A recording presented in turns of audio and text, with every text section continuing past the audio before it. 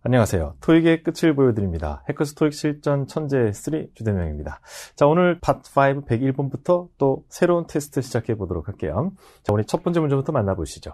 자, 첫 번째 문제는 문장 구조에서 어떤 밑줄이 어떤 자리인가를 묻는 난이도 없는 아주 기본적인 문제입니다. 보통 101번이 그렇게 기본 문제가 세팅이 좀 되죠. 1번 문제 보시니까 이 회사의 마케팅 팀이 주어였고요. 그리고 밑줄이 나옵니다. 주어 뒤에는 항상 동사가 올 가능성을 갖고 있고요. 모든 문장에는 반드시 동사를 가집니다. 동사가 없는 문장은 토익은 출제되지 않아요. 그래서 파트 5, 6의 모든 문장은 반드시 동사를 갖고 있다. 그렇기 때문에 밑줄 외에 동사가 없다면 밑줄이 동사 자리여야만 한다. 라는 이런 명제를 하나 만들 수 있어요. 문제를 풀어가는 가장 기본이 되는 명제니까 이런 명제들을 항상 활용해 주시면 좋겠습니다. 자, 밑줄 외에 동사가 보이지 않습니다. 그럼 이 자리는 반드시 동사이어야만 하고 보기 중에 동사가 B밖에 없기 때문에 게임이 끝난 그런 문제입니다. 그래서 아주 단순한 문제였는데요. 너무 단순한 문제였기 때문에 오늘은 다음을 대비해서 제가 assemble과 관련해서 잠시 포인트 좀 잡고 가겠습니다. 우리가 알고 있는 assemble은 동사인데요. 모이다의 뜻이거나 gather, come together 또는 조립하다, collect the parts together. 그래서 부품들을 조립하다 뜻으로 많이 쓰고 있습니다. 명사형이 assembly예요. 그래서 y가 붙어서 명사가 된 케이스죠. deliver, delivery가 비슷합니다. 그러나 이 아이의 형태상으로 보면 오해하기 딱 좋아요.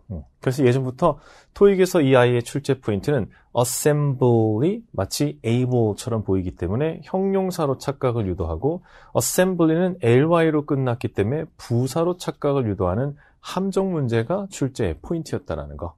그래서 assemble는 형용사인 것처럼 assembly는 부사인 것처럼 착각을 유도할 겁니다. 절대 속지 않도록 하세요. assemble 동사, assembly 명사인 걸로 확인해 주시기 바랍니다. 자, 이 부분도 잘 정리해 두시고 갈게요. 자, 다음 문제로 넘어가시죠. 102번 문제입니다. 102번 문제는 동사 어휘 문제였는데 난이도가 중상 정도로 약간 있었어요. 같이 한번 보죠. The construction이 주어였습니다. 공사가 수식어를 쭉 지나서요. was aimed at something 하고 있다. 자, 여기 aimed가 왔는데 이 아이 한번 짚어볼 필요가 있습니다. aim이 동사로도 출제되고 명사로도 출제되는데요. 출제 포인트 좀 잡고 가죠. aim이라는 아이가 동사로 출제될 때는 아주 유명한 표현이 바로 이겁니다. be aimed at something. 무엇을 타깃으로 하다. 원래 aim이 뭔가 이렇게 조준하다는 뜻이에요. 불이 났을 때 소방관이 불이 난 부분으로 소방 호스를 aim한다 라고 얘기하고 권총 따위를 겨누다, 총구를 겨누다. 이런 식으로 뭔가 타겟을 겨누다, 조준하다 뜻을 갖고 있는 게 aim이에요. 그래서 be aimed at something 하면 무엇을 타겟으로 하고 있다. 라는 표현인데 전치사 at과의 호응도 굉장히 중요하니까 꼭 챙겨두시고 또 aim이 동사로 쓸 때 동사 구조로는 aim to do 하려고 plan to do 하고 있다 해서 to 부정사를 목적으로 갖는 것도 하나의 포인트입니다. 명사로 쓰게 되면 with the aim of something에서 무엇을 목적으로 해서 무엇을 목적으로 하여 이렇게 할 때 with the aim of something 이 표현도 덩어리처럼 받으시면 좋겠고 전치사 of with 각자 다 챙겨두세요. 그리고 또 많이 출제하는 게 the aim of the workshop is 에서 이번 워크숍의 목적은 이라고 해서 이 자리에 aim을 넣는 문제도 출제를 하고 있습니다. 물론 이 자리의 aim 자리에는 the goal of the workshop이라든지 the purpose 또는 the objective of the workshop을 해서 objective, purpose, goal이 전부 다 aim과 동의어에 해당됩니다. 그래서 aim 대신에 이 아이들이 들어갈 수도 있다라는 것도 챙겨두십니다. 자, aim 챙겨두시고 계속 가요. 그래서 무엇을 타겟으로 하느냐 뒤에 동사 어휘를 고르는 문제입니다. 목적어 overcrowding 되는데 overcrowding 우리 알죠? be crowded with 그래서 무엇으로 가득 차 있는 그래서 출퇴근 시간에 너무 도로가 복잡한 것을 하기 위한 목적으로 이번 공사가 진행된대요. 자, 뭐 하는 동사가 들어가야 될까요? 도로가 혼잡한 것을 imposing, preparing, relieving, benefit 어때요? 좀 연결될 만한 게 별로 없죠. 그나마 C가 편안하게 주다, 그러니까 복잡한 걸 좀 약간 원활하게 주다 이런 느낌을 주게 됩니다. 쉽지는 않습니다. 나머지 보기가 특별하게 끌리는 게 없었기 때문에 그래도 C를 고를 수 있지만 C 자체만 고르기는 상당히 어려울 수도 있어요. 그래서 relieve란 단어가 답은 챙겼습니다만 좀 더 추가 포인트를 잡아보죠. relieve란 단어는 편안하게 만들어주다로 ease하고 똑같은 뜻을 갖고 있는데요. 어떤 일에 근심 걱정이 없어졌을 때 우리가 항상 I'm relieved라는 말을 쓰죠. 그래서 이 relieve와 관련해서는 형용사 형태의 relieved도 챙겨두실 필요가 있습니다. 그래서 우리가 I feel relieved 하면 안도하는, 그렇죠? 걱정 근심이 사라졌을 때 그 소식을 듣고 휴, 안도했다. 이렇게 쓰기도 합니다. 이때 relieved는 감정과 관련되기 때문에요. 사람에게만 쓸 수 있다는 것도 기억해 두시기 바라요. 그래서 I'm relieved죠. It's relieving, I'm relieved. 이 관계도 챙겨두시기 바랍니다. 감정 분사라는 거. relieve와 관련해서는 동사로서 그렇게 출제율이 높지 않은 애입니다. 그래서 오늘같이 동사로 나오는 일을 별로 만날 일이 많진 않아요. 하지만 이 relieved는 자주 보게 되니까 이거 먼저 챙기시되 오늘 주인공인 동사로 썼을 때는 통증이 너무 심해서 진통제를 먹었어요. 그럴 때 This drug relieves much of the pain. 에서 고통의 상당 부분을 덜어준다. 이런 느낌으로도 쓸 수 있습니다. 그래서 실제 우리가 진통제를 영어로 painkiller라고도 많이 쓰지만 pain relief 또는 pain relief라고도 쓰고 있습니다. 그래서 이것도 추가적으로 한번 챙겨두시고 I'm relieved 챙겨두시고 갑니다. 그 다음 문제로 갈게요. 3번 문제입니다. 3번 문제는 명사 자리 문제인데 사실은 어휘가 더 관여를 하는 문제이기도 했어요. 그래서 자리 플러스 어휘 이가 되겠네요. 자, 문장 구조를 보시죠. 이 사람이 선택되었습니다. 뭐 하기 위해서요? 이 조직을 represent 하기 위해서. 기본적인 어휘지만 그래도 한번 건드려 보고 가겠습니다. represent라는 단어는 어떤 조직을 대표하거나 어떤 사람을 대변하다 뜻을 가지죠. 그래서 변호사가 변호사가 자신에게 이렇게 법적 의뢰를 한 의뢰인을 변호해주다 할 때도 우리가 represent 한다 그래요. 그래서 철수가 어떤 박람회에 가서 회사를 대표해서 어떤 제품을 설명하는 것도 represent 한다 그럽니다. 그래서 represent a company at a trade fair 이런 문장도 많이 보게 돼요. 그래서 그렇게 하는 사람이 representative가 된 겁니다. 회사랑 조직을 대표하는 이라는 형용사에서 대표하는 사람까지 파생이 됐죠. 하지만 여러분은 representative 하면 제일 먼저 대표자 직원, 사람이 먼저 떠오르시죠? 맞아요. 토익에서는 representative가 사람 명사로 출제가 잘 됩니다. 그래서 이게 포인트이긴 하죠. 왜 얘가 자주 나올까요? 그렇죠.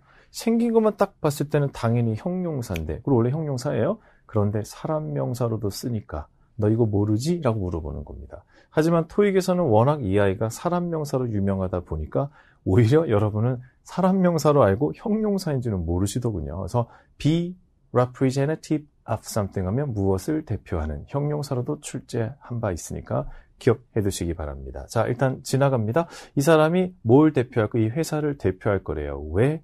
그 사람이 considerable, 상당한, consider가 고려하다죠. 고려할 만큼 상당한 B가 있기 때문에. 그죠? 자, 뭐가 있을까요?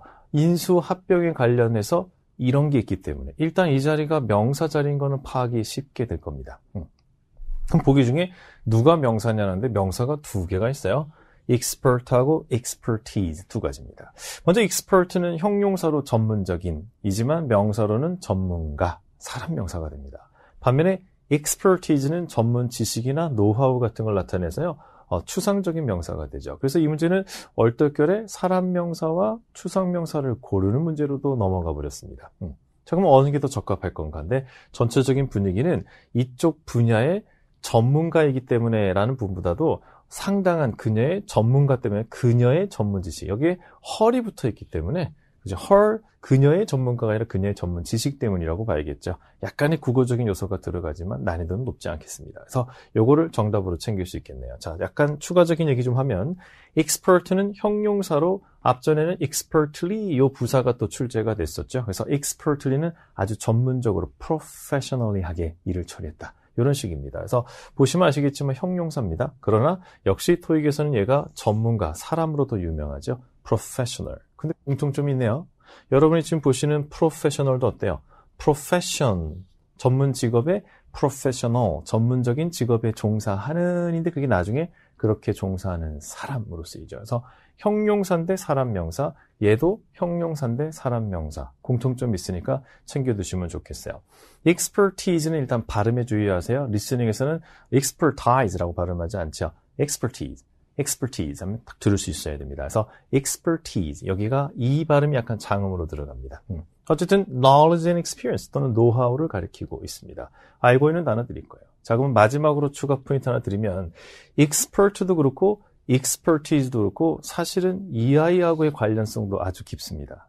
오늘은 둘 다 인을 좋아하기 때문에 그걸 가지고 구분하지는 않았지만 만약에 expertise에 다른 단어들이 깔려 있었다면 전치사 in도 굉장히 중요한 단서일 수 있었다라는 얘기를 하고 싶습니다. 그죠? 결국 expertise라는 단어가 in과의 호응 관계를 갖고 있다. 그러니까 다음에도 필요할 수 있으니까 챙겨둘게요. 좀 전에 얘기했듯이 오늘 주인공이 expertise에서 EI만 집중하지만 expert도 쓰면 이쪽 분야의 전문가라고 쓸 수 있습니다. 자, expertise. 하지만 expertise만 인을 갖는 게 아니에요. in 자체가 어떤 분야, 어떤 영역이라는 뜻이기 때문에 그쪽 분야의 전문 지식이나 경험, 노하우가 있다는 뜻이니까 expertise in, knowledge in, experience in 이렇게 요 세 개의 단어와 in을 붙여서 자꾸 발음해 주세요. 어차피 붙어 다니니까. 그래서 expertise in, knowledge in, experience in 이렇게 정리 끝내주시기 바랍니다. 자, 다음 문제로 넘어가겠습니다. 4번 문제입니다. 자, 4번 문제도 역시 문장 구조와 관련된 문제인데요. 아주 중요한 문제니까 꼭 기억하셔야겠어요. 일단 제가 토익에서 중요한 문제입니다 라고 얘기하는 기준은 제일 첫 번째 빈출도. 그죠? 자주 출제되기 때문에 빈출이기 때문에 제가 자꾸 강조하는 거죠. 이 문제도 잘 보세요. The wireless headset에서 주어가 나와 있습니다. 그리고 나서 밑줄이 나오죠. 당연히 주어 뒤에는 동사가 올 겁니다. 보기를 보면 동사가 또 배치가 돼 있어요. 보기 4개 중에 3개가 다 동사입니다. 그래서 얼핏 보면 수일치의 시제까지 들어가는 문제처럼 생각할 수 있어요. 하지만 하나 놓친 게 주어 뒤에 동사가 오기는 옵니다. 하지만 꼭 주어 뒤에 반드시 동사가 오란 법은 없죠. 동사가 좀 멀리 떨어진 경우는 수식어가 얼마든지 치고 들어올 수 있습니다. 그래서 주어 뒤에 동사가 오지만 주어 뒤라고 무조건 동사 자리다라고 선입견을 가지시면 곤란합니다. 그래서 이 문제의 초점은 주어 뒤에 밑줄을 치고 그 밑줄이 동사 자리인가 수식어 자리인가를 보게 만드는 건데 일부러 보기에 동사를 많이 깔아요. 아무래도 주어 뒤에 타이밍상 동사 자리 같은데 보기까지도 동사 분위기를 내면 학생들은 동사 자리군 그리고 혼자 수태 시제로 들어가 버리는 거죠. 그럼 출제자는 바로 그걸 노린 거기 때문에 뒤에서 막 웃으면서 보겠죠. 그죠? 그래서 어떻게 해야 돼요? 제일 먼저는 주어 뒤에 밑줄이면 동사 자리인가? 보기를 보니 그런 것도 같고 하지만 확인 뒤로 쭉쭉쭉쭉 하다가 동사가 있네 그러면서 끝나는 거예요. 동사가 있네 하는 순간 요거는 전체가 다 수식어 처리가 되는 거죠. 그래서 결국은 중심을 잡으셔야 됩니다. 밑줄이 동사 자리인지 아닌지만 봐도 결정이 나요. 왜? 동사 자리가 아니군 하는 순간 이런 동사는 버리면 되는군이죠. 그래서 결국 남는 것 두 개 중에서 얘는 목적어 필요하니까 그죠? 결국 수동태 의미를 갖고 있는 C 정답 고르는 건 너무너무 쉬워지죠. 결국 이 문제를 낸 사람의 의도가 뭐라고요? 주어 뒤에 밑줄, 동사 자리인데 보기 봐. 동사 자리처럼 보이지? 자, 물어. 이렇게 미는 거예요. 그래서 출제자가 여러분을 몰아붙이는 겁니다. 분위기를 조성할 때 중심을 딱 잡으셔야 돼요. 동사 자리 같긴 한데 잠깐 있어봐. 내가 판단할게요. 이런 식으로 문제를 푸셔야 돼요. 그래서 동사를 꼭 발견하시고 밑줄을 수식어 처리하는 거 해주시기 바랍니다. 매달 출제되고 있습니다. 매월 출제되는 문제예요. 많은 학생들이 실수로 많이 틀리는 문제입니다. 그래서 딱 속기 쉬운 문제이기 때문에 주의를 요한다라고 강조하고 싶어요. 그래서 오늘 난이도가 높지는 않아요. 하지만 이 유형 자체는 항상 여러분이 언제든 실수할 수 있기 때문에 꼭 챙겨두시기를 권하겠습니다. 자, 넘어가기 앞서가지고 고온을 금방 봤는데 이 의미를 살짝 보고는 갑시다. 오늘은 해석과 상관은 없었지만 다음에 얘가 해석과 관련돼서 문제가 들어갔을 때를 위해서요. 우리가 고온은 그냥 가다죠. 하지만 go on something 하게 되면 어떤 일을 begin, start 이 의미를 갖고 있어요. 그래서 밑에 예문처럼 Are we going to diet from today? 어디서 들어본 것 같잖아요. Go on a diet, go on a diet 이거 많이 들어봤죠. 오늘부터 다이어트 시작할 거야. 그리고 3일 뒤에 취소 이렇게 되는 거. 이제 어쨌든 go on a diet from today. 요 go on a diet 요거입니다. 오늘부터 시작할 거야. 밑에도 보이죠? I'm going on a business trip. go on a business trip. 여기도 많이 들어봤죠? go on a business trip. 출장을 가다 정도로 이해하시면 돼요. 그래서 go on something이 어떤 의미인지도 살짝 체크해 두시기 바랍니다. 5번 다음 문제로 갑니다. 자, 5번 문제는 명사 어휘 문제였어요. 난이도 중 정도 되는데요. 구조 살펴보겠습니다. 멤버들은 주어 뒤에 수식어가 쭉 who renew their newspaper subscription at least 1 month prior to its B까지가 다 수식어. 길죠? 그 뒤에 동사 receive 받게 됩니다. 됐어요. 자, 밑줄은 지금 현재 이 중간에 들어가 있습니다. 보기를 보니까 명사 어휘 문제군요. 자, 어휘 문제는 해석을 통해서 풀어가는 건 맞습니다. 물론 해석을 통해서 풀죠. 그러나 이런 부분이 있습니다. 이 밑줄에 들어갈 단어가 무엇이 들어가는가를 찾아내는 데 있어서는 문제를 내는 사람의 의도나 세팅의 스타일을 읽어내셔야 돼요.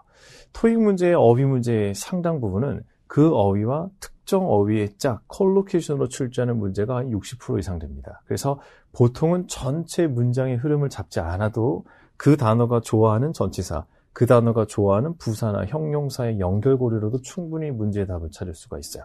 하지만 그렇게 컬로케이션으로 출제하지 않은 경우에는 보통 둘 중 하나입니다. 첫 번째는 밑줄 외에 그 문장이 밑줄을 설명하는 영영사전의 뜻풀이인 경우죠.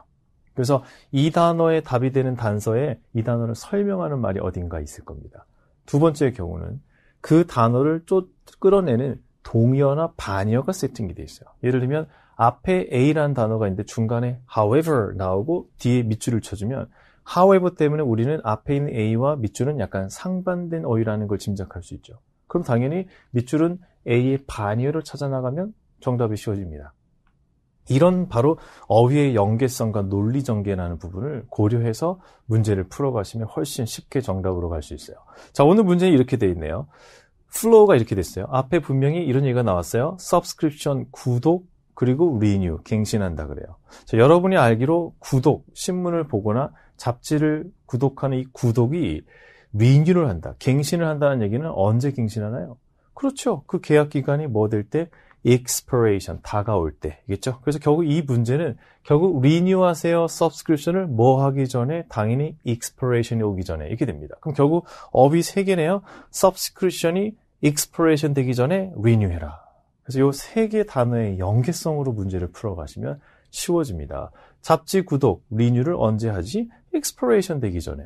그렇게 풀어가시면 되겠어요. 그래서 이 문제가 어렵다고 지금 설명을 길게 드린 게 아니라 어휘 문제를 풀어갈 때 이러한 방식을 사용하시면 좋다라는 말씀을 드리는 겁니다. 그래서 그렇게 접근하시면 되겠어요. 나머지 어휘들은 다음에 또 정리할 건데 특히 이 오프닝 한번 보시죠. 이 오프닝이라는 녀석은 원래는 동명사입니다. 하지만 명사로 굳어진 아이. 그래서 명사로서는 개업의 뜻도 있지만 토익에서는 특히 공석의 뜻으로 vacancy의 뜻으로 씁니다. 특히 명사, 동명사 중에 명사로 굳어진 애들은 대부분 뭐뭐하는 것 해서 추상적 의미를 갖기 때문에 불가산이 많아요. 하지만 오프닝은 on 오프닝, on이 붙는 가산명사로까지 굳어집니다. 다음에 제가 주인공이 될 때를 대비해서 좀 한번 챙겨두시면 좋겠습니다. 이어서 6번 문제입니다. L factory worker들은 must apply 해야 됩니다. 뒤에 밑줄이에요. 여러분 동사 뒤에 밑줄이 나오면 이 동사에서부터 뭔가 출발을 하셔야 돼요. 이 동사가 자동사냐 타동사냐에 따라 그 뒤에 뭐가 올지 결정되니까요. apply라는 동사 얼마나 잘 알고 계실까요? apply는 안으로 접어넣다 라는 뜻을 갖고 있어요. 그래서 apply A를 to B 쪽으로 적어 넣는 거에서 적용시키다의 뜻이 있습니다. 이 의미로는 자동사도 되고 타동사도 됩니다. 그리고 두 번째는 여러분이 너무 잘 아시는 거 apply for a job 또 해서 어디에 지원 신청하다 이런 거. 세 번째는 apply the sunscreen이라든지 또는 ointment 같은 게 와서요. 연고나 선블럭 따위를 펴바르다 라는 뜻도 있어요. 자, 오늘은 어느 쪽으로 갈까? 밑줄 뒤에 보니까 to가 보이시죠? 그래서 이 첫 번째 뜻으로 갔구나 라는 거. 근데 이게 자동사도 있고 타동사도 있는데 어느 쪽일까? 그거는 보기가 인칭 대명사이기 때문에 인칭은 수식어가 없잖아요. 그래서 결과적으로는 이 자리에는 목적어 자리라고 봐야 되겠네요. 그런데 목적어 자리다 해도 또 문제가 생겨요. 왜냐하면 목적어 자리에는 목적격도 되고 제기대명사도 되죠. 이 둘에 대한 싸움도 역시 굉장히 자주 출제되는 포인트죠. 우리가 알다시피 목적어 자리에는 다른 대상이 와야 돼요. 나는 좋아한다. 아까 he likes him 하면 그 he하고 힘이 다른 사람이어야 돼요. 그지? 여기서는 이 힘이 누구냐라는 것이 판단이 돼야 되고 그게 안 되면 자기 자신이라고 보거나 해야 되죠. 그래서 결과적으로 이거는 판단이 아주 간단해요. them을 넣으려면 이 them이 누구인가 판단이 돼야 되고 그게 누군지 모르거나 자기 자신이면 제기대명사로. 그럼 여기서는 worker들이 주어였어요. worker들은 무엇을 어디에 적용시켰는데 무엇을 그 자리에 them을 넣으려면 그 them이 뭔지 알 수가 없는 거죠. 그래서 이거는 자기들이 자기 스스로를 이라고 판단해야 됩니다. 그래서 제기대명사가 정답이 되는 부분이었어요. 약간 난이도가 있는 문제였다고 볼 수 있겠죠. 두 가지 포인트였죠. 동사 뒤에 밑줄 무슨 자리일까? 동사의 구조나 동사의 의미에 따라서 파악을 하셔야 되고 두 번째는 목적격과 제기대명사 누굴 고를까? 누군지 모르겠네? 그럼 자기 자신으로 가자. 이런 기준들 잡아두시기 바랍니다. 다음 문제로 가겠습니다. 자, 오늘 7번 문제는 전치사의 선택 문제인데 문법적으로도 약간의 난이도가 있지만 어휘적으로도 좀 난이도가 있습니다. 같이 한번 챙겨보죠. 먼저 the popularity 인기입니다. 무엇의 인기? of the daily television show 이 TV 프로그램의 인기가 has declined 되었다. 자, 일단 decline부터 좀 챙기고 갈게요. 이 decline은 D가 아래로입니다. 클라인은 기울다의 뜻을 갖고 있어요. 그래서 decline은 아래로 기울다 해서 감소하다 뜻을 가집니다. 근데 조심할 게 하나 있어요. 이 decline이 감소하다 뜻일 때 decrease나 reduce의 뜻일 때는 자동사로 씁니다. 반면에 상대방의 제안이나 요청 또는 어떤 요구사항에 대해서 정중히 거절하다죠. 이렇게 예를 들면 자 기분도 좋은데 이 차가 라고 부장님이 할 때 이 차는 다음에 가시지요. 이렇게 내리는 거. decline. 그래서 아래로 내리죠. 그래서 정중히 거절하다라고 할 때 decline인데 이때는 타동사입니다.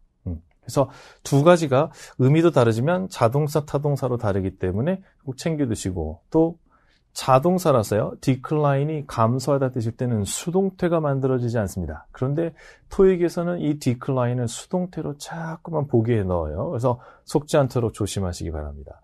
참고로 decline은 명사로도 쓸 수가 있는데요. 감소란 뜻으로 쓸 수 있어요. 거절의 뜻으로는 쓰지 않고 감소의 뜻으로 쓰는데 이때는 또 전치사 in과의 호응이 또 출제 포인트입니다. 그래서 decline in profit 하면 수익에서의 감소, 수익이 좀 줄었다라고 할 때 decline in profit, drop in profit 또는 경우에 따라 decrease in profit 똑같은 말이 되겠습니다. 이것도 한번 챙겨두시죠.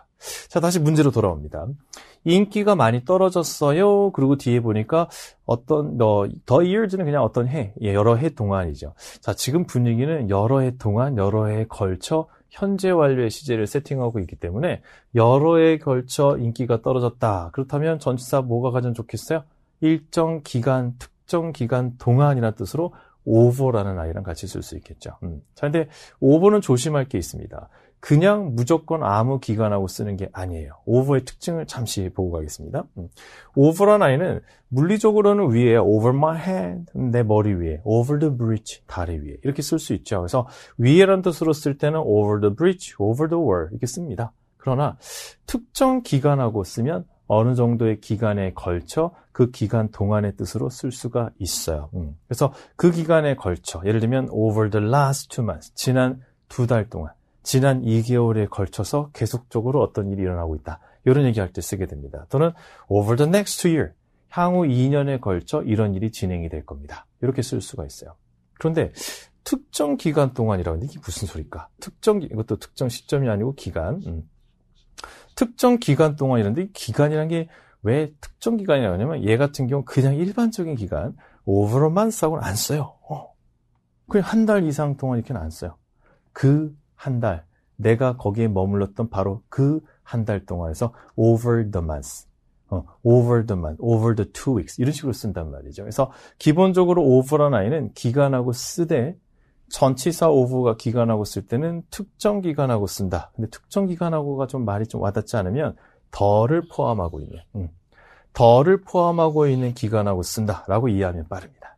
그래서 over는 그냥 over 2 weeks가 아니라 over the 2 weeks 또는 over the last 2 weeks 또는 over the next 2 weeks 이렇게 쓴다는 거죠. 그래서 over라는 전치사가 특정 기간하고 쓰는 걸로 뭐뭐 동안의 뜻으로 쓰일 때는 지금처럼 이렇게 더를 가진 아이랑 쓴다라는 것도 추가 포인트로 잡아두시기 바랍니다. 그래서 그냥 over 2 years라는 말은 안 됩니다. 그래서 그렇게는 쓰지 않아요. 원래 over 2 weeks를 그냥 쓰면 물론 여러분이 영어로 된 거를 보다 보면 over 2 weeks라는 표현을 볼 수도 있고 보게 될 겁니다. 하지만 이거는 사실은 2주 기간 이상 동안으로 원래는 for over 2 weeks로 over는 단순히 숫자 2를 수식하는 부사로 쓴 경우입니다. 그래서 전치사 for가 있어야 되지만 사람들이 약간 귀찮아서 얘를 잘 생략하고 그냥 over 2 weeks라고 쓰기는 써요. 그래서 캐주얼하게. 하지만 토익에서는 그렇게 캐주얼한 표현을 별로 좋아하지 않습니다. 굉장히 포멀한 표현들을 좋아하니까 요거 착각하지 않도록 하시기 바라요. 그래서 over에 대해서는 다음에 직접적인 이쪽 문제 출제될 때 한 번 더 짚어드리겠습니다. 다음 문제로 가죠. 8번 문제입니다. 자, 8번 문제는 동사 어휘 문제인데 난이도는 없습니다. 그냥 쉽게 세팅된 문제니까 바로 한번 살펴볼게요. scientist들은 주어입니다. 자, employed 동사일까요? 아닙니다. 얘가 동사가 아닌 걸 알 수 있는 거. 물론 구조적으로는 저 뒤에 동사가 나오니까 또 하나는 자, scientist들이 고용을 했다면 뭘? 목적어가 나와야겠죠. 항상 타동사는 목적어가 없으면 그건 타동사가 아니란 얘기입니다. 이건 분사구나. 목적어 없으니까 이렇게 바로 처리해 주는 거 필요하겠습니다. 자, spend most of their time. 자신들의 시간 상당 부분을 be 하는 데 썼다. 지금 다 doing이 깔려 있지만 그래도 한번 짚어둘게요. spend라는 단어는 여러분 아시다시피 spend time money를 in doing 하는 데 쓰다 라고 쓰죠. 이때 전치사 in은 잘 생략을 합니다. 그래서 시간과 돈을 doing 하는 데 쓰다 라고 할 때 spend의 구조적인 부분도 잘 기억해 두세요. 오늘 여기는 다 어비가 들어갔지만 만약에 문제가 develop, to develop, developing, developed로 이렇게 해서 구조적으로 세팅될 수 있어요. 그때는 spend의 구조를 묻는 문제니까 자신 있게 doing 골라주셔야 됩니다. 자, 그러면 자신들의 시간을 뭐 하는 데 썼을까? 이제 어휘로 들어가 보죠. 뒤에 medications가 나와요. 약이요. 약을 개발하거나, 약을 디자인하거나, 약을 뭐 마케팅하거나 이런 식으로 가겠죠. 그래서 보기 중에서 특별하게 끌리는 게 없어요. 그래서 뭐 난이도가 별로 없습니다. 그래서 developing이 정답으로 쉽게 나올 건데 developing이라는 단어 자체의 뜻을 한번 살짝 들어가 보면 발전하다, 스스로 발전하다, 자동사로 grow나 progress 뜻도 있어요. 하지만 발전 또는 개발하다 뜻으로 타동사로도 쓰는데 이때 타동사로의 뜻풀이를 보면 design and produce a new product라는 말이 있습니다. 결국 영영사전에서 얘기하는 게 뭐예요? develop이란 말 안에 신제품을 개발하다 했듯이 중심적으로 들어가 있다니까요. 그래서 결국 신약을 개발한다라고 할 때 develop이 들어갈 수 있습니다. 물론 요거보다는 우리는 보통 조직이나 사업체를 더 larger하고 stronger하게 만들다 쪽으로 더 잘 알고 있죠. 그래서 develop 챙겨두세요. 나머지 보기 특별히 어려운 건 없는데 depict이란 단어는 좀 많이 생소할 것 같아요. 이 안이 좀 어려울 겁니다. 디픽. 예를 들면 이번에 A 감독의 영화가 새로 나왔어요. 근데 이 영화에 이 지역의 어떤 정치적, 사회적인 상황을 잘 묘사하고 담고 있다. 이 작품 속에 그때의 시대상이 잘 드러나고 있다. 이런 얘기할 때 우리가 그거를 이 작품 속에 디픽되어 있다라고 얘기합니다. 그래서 작품 속에 그 상황이 잘 묘사 내지는 설명되고 있다로 illustrate나 describe의 뜻을 갖고 있는 단어니까 depict, 되게 고급스러운 어입니다. 아주 어려워요. 그래서 한번 챙겨두시죠. 아마 다음에 Part 7의 독해를 하다 보면 depict을 만나보게 되지 않을까 라는 생각이 듭니다. 한번 챙겨두시면 좋겠습니다. 자, 다음 문제로 넘어갑니다. 109번 문제 볼게요. 자, 109번 문제는 수일치 문법 문제입니다. 같이 한번 살펴보죠. 자, 밑줄이 있고요. 뒤를 후 바로 관계대명사가 따라붙었습니다. 일단 이 자리가 주어 냄새가 납니다. 그리고 후부터 해서 쭉 이제 수식절이 이어지겠고, 그리고 본동사는 여기 있어요. 그래서 이렇게 구조가 파괴됩니다. 그리고 보기를 보니까 주어로 쓸만한 애들이 쭉 깔려 있습니다. 그리고 이 아이들은 다 부정대명사에 속하기 때문에 수식어 후를 다 갖습니다. 거기다가 특히 those하고 anyone은 those who, anyone who 어때요? 굉장히 who와의 조합이 아주 익숙하시죠? 그래서 those라는 부정대명사나 anyone이라는 부정대명사는 who의 수식을 굉장히 좋아하는 애들입니다. 그럼 여기까지의 차이가 없죠.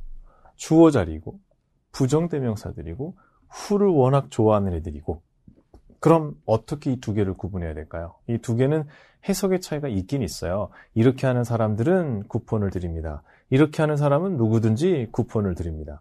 의미 전달이 거의 비슷합니다. 그러다 보니까 이게 헷갈릴 수 있습니다. 그러나 알고 보면 이 둘을 구분하는 기준은 딱 3초 만에 구분할 수 있는 정말 쉽습니다. 바로 수일치를 쳐다보면 되는데요. those하고 anyone은 둘 다 부정대명사로 둘 다 who, doing, done 전치사구의 수식어를 굉장히 좋아합니다.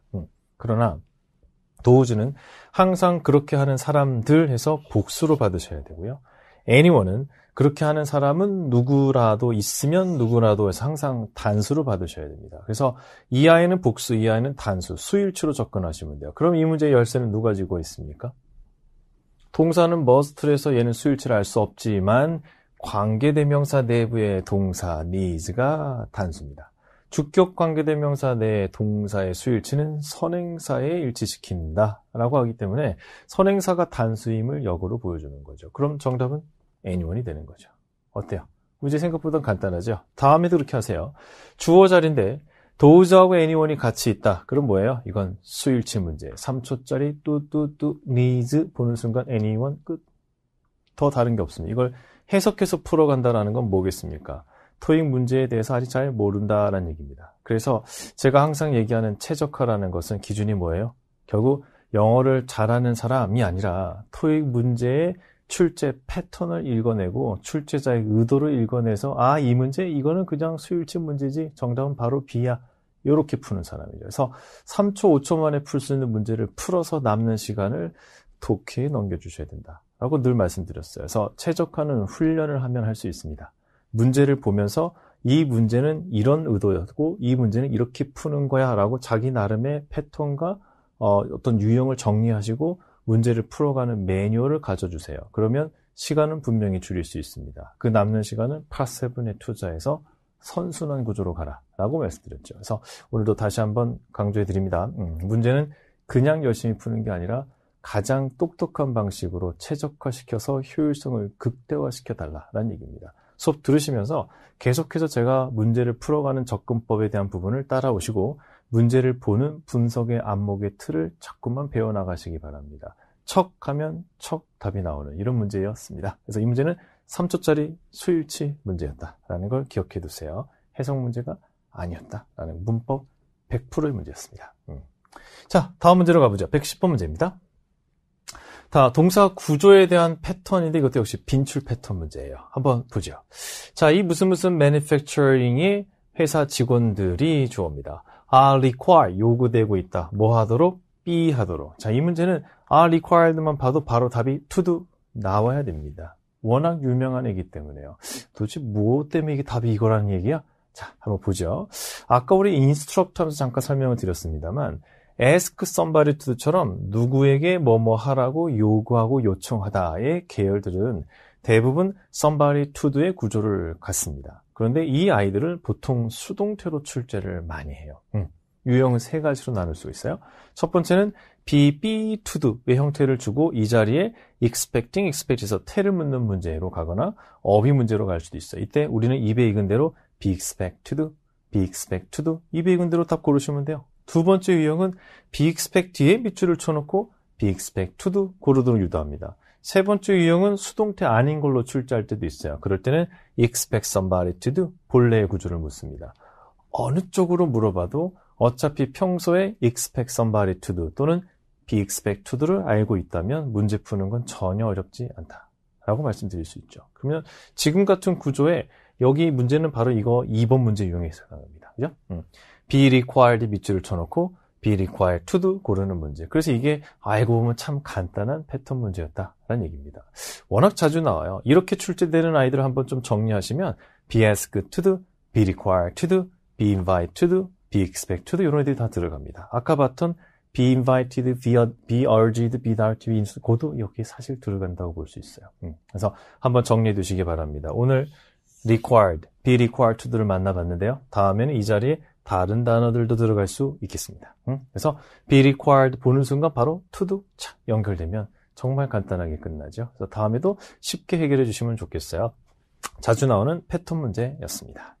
자, 11번 문제 가보겠습니다. 자, 11번 문제는 head로 출발하는 걸 볼 수 있어요. 저게 결정적인 단서입니다. 평소문인데 조동사 head로 시작하는 문장이라면 이건 가정법 문장이구나 라고 짐작하셔야 돼요. 가정법 문제는 사실은 시제를 짝짓는 문제로 출제되기 때문에 3초면 충분한 문제입니다. 더 많은 시간을 투자한다는 얘기는 문제의 의도 파악을 안 한다는 얘기죠. 문제의 의도가 어차피 가정법은 시제의 짝을 고르는 문제입니다. 해석이 사실상 크게 필요하지 않습니다. 가정법의 시제 세팅은 여러분이 알고 계실 거란 생각이 들긴 하지만 그래도 한번 정리 좀 하고 갈까요? 먼저 if로 시작합니다. 통상 if로 시작해서 if did 하면 should would do 할 텐데 if I were you, I wouldn't do that. 그래서 내가 너라면 난 그렇게 안 할 거야. 뭐 이런 문장들. 또는 if I hadn't known that. 내가 그걸 알았더라면 I wouldn't have done like that. 그렇게 안 했겠지. 이런 문장들입니다. 그래서 잘 알고 있는 구조예요. 두 가지 정도만 정리하셔도 되는데 이 중에서도 노란색 쳐져 있는 게 토익에서는 거의 대부분입니다. 그래서 if had done 했더라면 would have done 했을 텐데 이 시제 조합은 반드시 정리가 돼 있어야 돼요. 두 번째, 이때 if를 생략을 하고 동사, 가정법의 중심이 되는 동사를 앞으로 내세워서 도치 형태를 만들게 됩니다. 가정법 도치에서는 이 아이는 도치로 출제하지는 않고요. 대신에 should 부분이 도치로 출제돼요. 그래서 if 없이 should가 앞으로 가거나 had가 나갑니다. should가 나가면 당연히 should가 나갔으니까 뒤에는 동사 원형이 남을 것이고 헤드가 나가면 헤드가 나갔으니까 당연히 뒤에는 던이 남겠습니다. 이것도 출제하고요. 또 하나는 should do가 나갔을 때는 그냥 일반적인 조동사 오면 돼요. 하지만 had done이 나가면 그 조합은 would have done으로 딱 정해져 있기 때문에 이 조합이 맞춰져야 됩니다. 지금 노란색 쳐져 있는 부분이 다 밑줄이 되는 자리입니다. 그래서 어디에 밑줄이 쳐져 있건 간에 우리가 할 일은 상대적인 조합만 이루시면 돼요. 자, 그럼 이 문제는 결국 맨 앞에 had가 있다? 그 말은 뭐예요? had 뒤에 done이 나오는 거고 had done이 있다라는 얘기는 뒤에 would have done이 나오는 거고 이게 뭐가 어렵습니까? 그죠? 그래서 시제 조합 짝만 맞추면 되기 때문에 절대 해석이 필요하지 않아요. 그죠? 이 짝만 딱 맞춰주세요. had, done, would have done. 이 조합만 맞춰주시면 되겠어요. 물론 C도 would have done인데 태가 맞지 않았기 때문에 탈락. 지금 뒤에 much lower price라는 목적어가 따라 붙어 있었죠. 수동으로 갈 이유가 없었기 때문에 탈락하게 됩니다.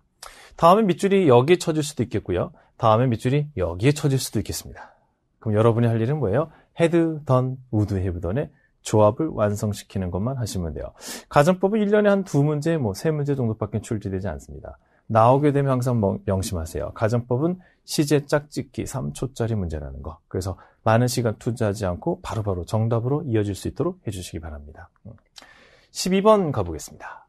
자, 12문제는 부사 어휘 문제였어요. 어휘 난이도 중 정도 되는데요. 같이 한번 살펴보죠. most가 주어진 와 있어요. most of the conference participants. 그죠? 결국 컨퍼런스 참가자들의 대부분이 도착했습니다. An hour ago. 1시간 전에. 그러나 the keynote speaker는 is B입니다. 돼 있어요. 자, 여기에 뭘 넣을까요? 보기를 보니까 다 부사들이 쭉 세팅이 되어 있네요. 부사 어휘 문제입니다. 그런데 이 부사를 넣으려면 전체적인 문장이 해석이 돼야 되잖아요. 근데 이게 무슨 뜻인지 알아야 지금 해석이 되겠는데요. On his way. 이게 무슨 말일까요? 이거 우리 중학교 때 많이 했어요. On the way to school. 학교 가는 길에 I met 철수. 철수를 만났다. 그때 쓰던 거 바로 on the way to a place 하게 되면 어디로 가는 길에 뭐뭐 하는 중에라는 뜻을 가지죠. 그래서 I met John on the way to school 또는 Will you buy some milk on the way back home? 집에 오는 길에 우유 좀 사올래? 이런 정도로 on the way back 이걸 쓰고 있습니다. 자, 그러면 on his way 무슨 말이에요? 사람들은 1시간 전에 도착했어요. 그러나 keynote speaker, 기조연설자, 보통 행사에서 오프닝을 해야 되는 사람이죠. 그래서 기조연설자는 오고 있는 중이다 라는 말은 아직도 오고 있는 중이다 해서 still 고르시면 됩니다. 그래서 이 부분만 해석이 좀 원활하게 되면 still을 찾는 게 그렇게 무리는 없는 그런 문제였다고 볼 수 있겠어요. 그래서 still. 자, 답이 너무 쉬웠기 때문에 제가 한 가지 더 추격 포인트를 드릴게요. 이 still이라는 부사가 상당히 친한 애가 있습니다. 우리도 그러죠. 이렇게 노력을 했음에도 불구하고 아직도 내가 원하는 토익 점수는 나오지 않았다. 이런 얘기할 때. 바로 이 still이라는 부사가 although 또는 despite하고 굉장히 친합니다. 그래서 양보절이나 양보의 느낌을 주는 전치사. 그래서 despite, although하고 still이 조합을 이룬다는 것도 기억해 두세요. 앞으로 많이 보게 될 겁니다. still을 고르는데 앞에 although나 despite가 세팅이 되어 있거나 또는 although나 despite를 고르는데 주변에 still이 큰 도움이 되어줄 겁니다. 그래서 although와 still, despite와 still의 조합, 그 조합도 잘 기억해 두세요. 앞으로 언젠가 한 번은 꼭 요것 때문에 정답을 쉽게 찾게 되는 순간이 올 거예요. 잘 정리해 두시기 바랍니다. 자, 다음 문제로 넘어가겠습니다. 13번 문제예요. 자, 113번 문제는 명사 어휘의 전치사 호응을 묻는 문제입니다. 일단 구조부터 잠시 보실까요? Research, 연구조사는 보여주고 있습니다. 대절 내부에 consumer들이 are much more likely to purchase. 이 동사는 are이죠. 하지만 전체적으로 의미적으로는 사람들이 구입을 하는 것 같아 보입니다. 뭘? 제품을. 그죠? 어디서? From the company. 회사에서 구입을 하는 것 같다. 자, 그럼 어떤 회사일까요? 문장 끝에 나와 있는 that은 앞에 있는 명사를 수식하는 관계절인을 나타냅니다. 어차피 that 자체는 명사절 아니면 관계절인데 명사의 자리가 아니라면, 즉 수식어의 자리라면 관계절로 보시면 됩니다. 자, 관계절 that도 절이니까 동사는 따라 나옵니다. show 뒤에 무엇을 보여주는 회사. 뒤에 보니까 환경에 대해서 환경에 대해서 약간 관심을 보인다든지 환경에 대해서 뭔가 이렇게 환경의 보호 의지가 보이는 그런 회사들을 선호하고 있다. 내용은 그런 것 같아요. 우리가 아는 상식선에서도. 자, 일단 명사 어휘가 쭉 4개가 깔려 있어요. 자, 그러면 당연히 해석을 해서 풀어가야겠죠? 그런데 해석도 해석이지만 항상 이 어휘 문제는 뒤에 전치사가 세팅이 되어 있으면 그 전치사에 좀 집중할 필요가 있습니다. 전치사가 그냥 있는 게 절대 아니거든요. 그래서 이 어휘 문제는 어휘 문제인데 뒤에 전치사가 있다? 그럼 일단 전치사와의 호응부터가 중요합니다. 전치사와 호응이 맞는 것 중에서 맥락도 맞는 거. 그래서 전치사와 짝이 되는 것 중에서 해석도 맞는 거 고르시면 훨씬 빠르게 정답으로 갈 수가 있어요. 자, 이제 보기 한번 보세요. 이 아이들은 법규 따위를 준수하는 것에서 compliance with rule. with랑 친하지 for랑 관계가 없습니다. 두 번째, designation, 무엇의 지정 이런 건데 굳이 하자면 뭐 of 정도? 다른 전치사 별로 특별한 거 없어요. concern은 우리가 걱정, 우려라는 뜻으로 많이 쓰죠. 근데 걱정, 우려 이런 뜻으로 쓰일 때는 보통 over, about과 짝으로 쓰이게 됩니다. 그래서 concern about, 그죠? 무엇에 대해서 우려하고 있다, 걱정하고 있다. 하지만 이게 관심의 뜻으로 쓰일 때는 또 for랑도 짝을 좀 이루게 됩니다. 그래서 일단 전치사 for와 관련이 있단 말이죠. 그래서 전치사 for와의 관련성을 생각하면 딱 concern입니다. diversity, 다양성, 다각한데 얘도 뭐 of 정도 가지지 다른 특별한 건 없어요. 자, 그럼 어떻게 돼요? 이게 뭐 해석을 깊이 들어가기도 전에 전치사 for와의 호응만 따졌을 때는 딱 C밖에 없는 상황입니다. 그래서 쉽게 C를 고를 수가 있게 되는 거죠. 그래서 어휘 문제지만 뒤에 전치사가 있으면 전치사 호응부터 따져보자. 전치사 호응이 맞으면서 맥락이 맞는 걸 고르면 훨씬 빠르게 문제를 풀어갑니다. 지금 이런 얘기 왜 합니까? 그냥 해석해도 답이 나오겠죠? 하나하나 보기 대조해도 답이 나오겠죠? 하지만 시간은 오래 걸리겠죠? 그 얘기입니다. 그러니까 결국 빠르게 문제를 풀어가야 남는 시간을 팟7에 넘겨준다. 그러려면 최적화를 이루세요. 어떻게? 전치사가 있으면 전치사의 호응부터 따져본다. 그 다음 맥락이 맞는지 확인한다. 이렇게 하시면 돼요. 자, 만약에 이 문제가 보기가 interest였다고 합시다. 이렇게 되면 어떻게 해요? 해석만 한 사람은 환경에 대해서 관심을 보여주는 회사. show interest. 좋죠. 하지만 왜 D가 안 될까요? 그렇죠. interest는 in하고 짝이 되는 아이잖아요. 그러니까 전치사 호응이 얼마나 중요한지를 보세요. 만약에 보기가 이렇게 깔렸다면 이건 해석 갖고는 구분이 안 되죠. 그래서 결국 전치사가 in이냐 for냐에 따라 답이 바뀌는 상황입니다. 제 의도를 이해하셨나요? 그죠? 왜 전치사에 주목해야 되는지 이 부분도 한번 꼭 확인해 주세요. 전치사에 주목하셔야 됩니다. 14번 문제로 넘어갑니다. 명사 자리 문제인데 문법은 아주 단순해요. 근데 어휘는 조금 어려울 수 있습니다. 보죠. 자, 이 사람이 made 있다. make 뒤에 목적어 와야겠죠. 목적어로 명사로 쓸만한 게 보기 D밖에 없어서 답은 끝난 그런 문제입니다. 그래서 문법적으로는 아주 단순한 문제라고 말씀드렸는데 하지만 arrangement가 아주 어려운 어휘는 아니지만 나중에를 위해서 지금 좀 정리할 게 있습니다. arrangement는 기본적으로 arrange하다의 동사에서 이제 만들어진 명사 형태잖아요. 그래서 arrangement의 뜻은 기본적으로 어떤 일에 대해서 plan, 계획을 세우거나 또는 prepare, 준비하다에서 온 단어입니다. 그래서 arrangement for the meeting 또는 arrangement for the business trip 이런 식으로 쓰면 앞으로 있을 출장에 대해서 준비를 하다. 여러분 출장에 대해서 준비하는 게 뭐 어떤 거예요?